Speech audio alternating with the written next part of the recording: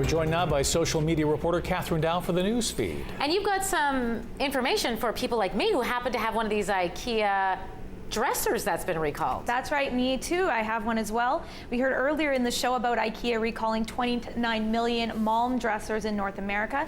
Now we have some more information on what to do if, like you and I, Marilee, we have one. If you go on the Ikea website, they have not only issued the recall already, but they have a ton of guidelines. So here is a general image of all the dresser and drawers that they've recalled.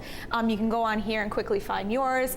Mine is this white one, bottom third from the bottom left there, and they have a whole page here to explain what to do if you have one. So basically, you have two options. You can either return it for a full refund if it was purchased between January 2002 and June 2016.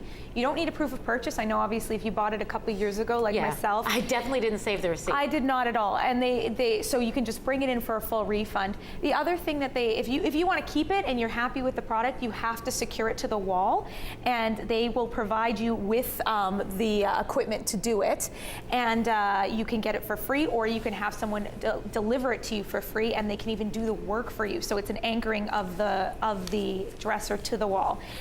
If you're looking for more information, once again, Ikea has a lot on their website, and also Healthy Canadians has a full list of recalls, including the chest of drawers, and that's a good place for all consumer products, vehicles, food, whatever you seek. So that is basically your go-to if you have one of these dressers.